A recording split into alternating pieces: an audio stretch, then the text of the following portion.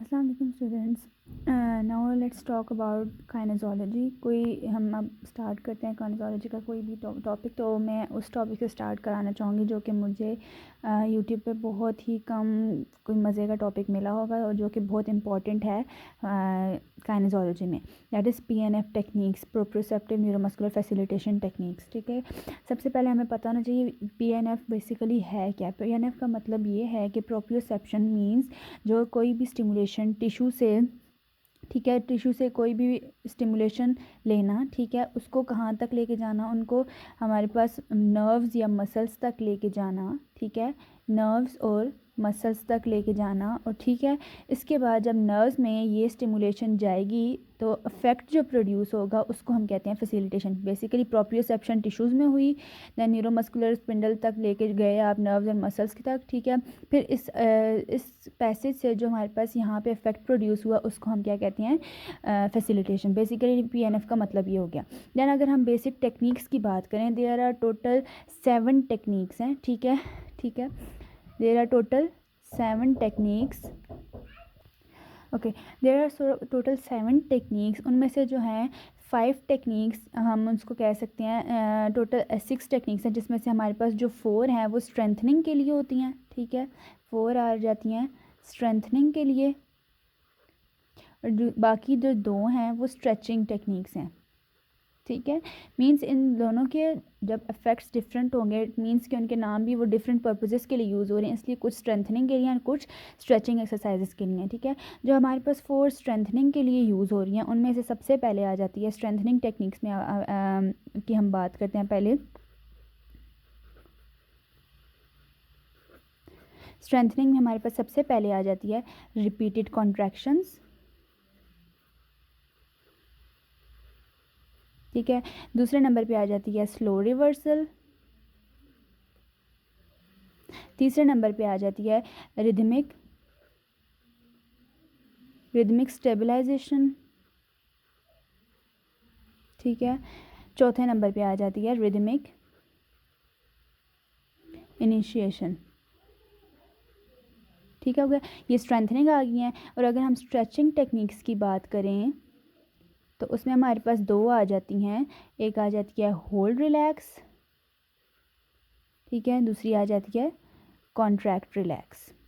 तो हम बारी बारी सारी टेक्निक्स के ऊपर डिस्कस करेंगे, ये टेक्निक्स किस तरह अप्लाई की जाती हैं वो भी हम देखेंगे। तो सबसे पहले हम स्टार्ट करते हैं रिपीटेड कॉन्ट्रैक्शन से। ओके, देन हम देखते हैं रिपीटेड कॉन्ट्रैक्शन का फिनोमेना ये किस तरह होता है।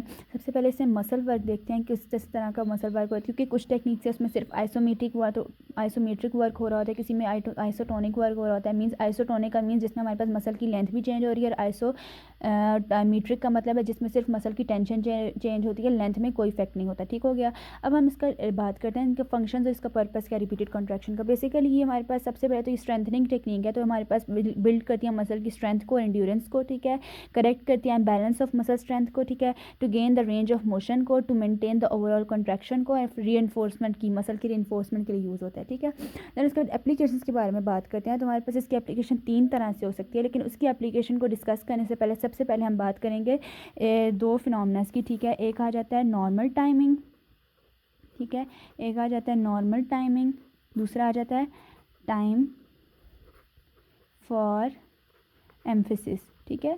नॉर्मल टाइमिंग का मतलब यह है कि यूजुअली जब हमारे पास मसल की जो होती है ओवरऑल स्ट्रेंथ को मेंटेन रखने के लिए, नॉर्मल टाइमिंग का मतलब हमारे पास ये होता है कि यूजुअली जो कोऑर्डिनेटेड और एफिशिएंट मूवमेंट्स होती हैं उनमें जो मस्कुलर एक्टिवेशन होती है it's from distal to proximal direction में होती है, ठीक है। मींस डिस्टल मसल को पहले एक्टिवेट करते हैं, देन हम उसके बाद प्रॉक्सिमल मसल को एक्टिवेट करते हैं। और इसमें अगर इसी का रिवर्सल देखना, टाइम फॉर एम्फेसिस का मतलब होता है according to need of muscle. Normal timing में क्या होता है, डिस्टल टू प्रॉक्सिमल मूवमेंट कराते हैं हम मसल की। मींस इसको अगर हम हैंडल को पहले मूव कराते हैं, ठीक है, इसको हम हैंडल का नाम देते हैं, डिस्टल पार्ट हैंडल का पार्ट देते हैं, इसको स्टेबलाइजिंग पार्ट का नाम देते हैं क्योंकि उसको स्टेबलाइज करते हैं, ठीक है। डिस्टल इसमें हमारे पास स्टेबलाइजिंग पार्ट है और हैंडल इसमें प्रॉक्सिमल पार्ट है, ठीक है। प्रॉक्सिमल पार्ट इज़ हैंडल जो अगर नॉर्मल टाइमिंग की बात करें। डिस्टल पार्ट हमारे पास क्या होता है, वो स्टेबलाइजिंग पार्ट है, नॉर्मल मूवमेंट्स में जो एफिशिएंट और पर्पसफुल मूवमेंट होती हैं उसमें ये यूज़ होता है कि डिस्टल से प्रॉक्सिमल को मूवमेंट करवाते हैं। और पिवट हमारे पास क्या होता है, बीच में जॉइंट इज़ द पिवट हो जाता है इन दोनों के दरमियान में। ठीक हो गया। अगर हम टाइम फॉर एम्फेसिस की बात करते हैं, ये हमारे पास तब यूज़ होता है जब हमारे पास अगर बॉडी का वो पार्ट, हमारे पास डिस्टल पार्ट अगर फॉर एग्जांपल अगर वो मूव नहीं कर सकता, उसमें कोई इंजरी है, कोई भी प्रॉब्लम है, तो हमारे पास उसकी मूवमेंट नहीं हो रही, तो हम क्या कराएंगे, इस डायरेक्शन को चेंज कर देंगे। टाइम फॉर एम्फेसिस में according to your condition, according to your capability हम इसको मूवमेंट क्या करवा देंगे, प्रॉक्सिमल टू डिस्टल मूवमेंट भी करा सकते हैं। ठीक है, प्रॉक्सिमल टू डिस्टल मूवमेंट कराएंगे, उसमें क्या होगा, हैंडल ये बन जाएगा, proximal end will be handle, distal end will be stabilising part, और पिवट दरमियान में उसी तरह जॉइंट इज़ द पिवट। ठीक है, ये दो फिनोमेना समझ आ गया। उसके बाद हम अगर एप्लीकेशन की बात करते हैं तो हमारे पास इसमें आइसोमेट्रिक की आइसोटोनिक वर्क भी हो रहा है। अब रिपीटेड कॉन्ट्रैक्शन में इन दोनों के साथ साथ क्या हम अप्लाई करते हैं, स्ट्रेच। ठीक है, बेसिकली स्ट्रेच अप्लाई किया जाता है, स्ट्रेच को मेंटेन किया जाता है थ्रू आउट द मूवमेंट। ठीक है, अब वो किस तरह अप्लाई करेंगे, मैं एक छोटी सी मूवी बनाऊंगी, उसमें भी आपको दिखाऊंगी। तो सबसे पहले हम बात करते हैं नॉर्मल टाइम, पहली एप्लीकेशन आती है नॉर्मल टाइमिंग में सिर्फ आइसोटोनिक वर्क। ठीक है, सिर्फ आइसोटोनिक वर्क और प्लस स्ट्रेच। देन दूसरी मोमेंट आ जाती है नॉर्मल टाइमिंग में। ठीक है, नॉर्मल टाइमिंग में आइसोटोनिक वर्क भी हो रहा होता है, प्लस स्ट्रेच होता है, प्लस हमारे पास आइसोमेट्रिक वर्क हो रहा होता है। ठीक है, इसमें तीनों चीज़ें हो जाती हैं। देन आ जाता है टाइम फॉर एम्फेसिस। ठीक है, टाइम फॉर एम्फेसिस में भी हमारे पास आइसोटोनिक वर्क भी होता है, प्लस स्ट्रेच भी होता है। ठीक है, प्लस आइसोमेट्रिक वर्क भी होता है। ठीक है, अब हमारी जो काइनेजोलॉजी की डायना है उसमें हमारे पास स्ट्रेच को दिया हुआ है नाव को रिप्रेजेंट करते हैं स्ट्रेच से। जब हमें स्ट्रेच अगर मूवमेंट करानी हो तो पुल अप आइसोटोनिक के लिए यूज़ होता है, पुल अप नाव। जब स्ट्रेच देना हो उसके लिए हम वर्ड को यूज़ करते हैं नाव। अब अगर हम मूवमेंट कराते हैं, ठीक है, मूवमेंट की तरफ चलते हैं। रिपीटेड कॉन्ट्रैक्शन के फिनोमेना में हमने तीन तरह की एप्लीकेशंस देखी थी। एक थी नॉर्मल टाइमिंग में आइसोमेट्रिक वर्क हो रहा था, साथ में उसके स्ट्रेच होता है, आइसोटोनिक वर्क हो रहा था, साथ में स्ट्रेच होता है। देन हमारे पास normal timing isotonic isometric work होता है और उसके साथ में स्ट्रेच होता है। तीसरी एप्लीकेशन जिसमें हमने टाइम फॉर एम्फेसिस यूज़ हो रहा था, आइसोमेट्रिक आइसोटोनिक वर्क हो रहा था, साथ में स्ट्रेच अप्लाई होता है। सबसे पहले हम बात करते हैं नॉर्मल टाइमिंग में आइसोटोनिक वर्क हो रहा होता है, साथ में स्ट्रेच होता है।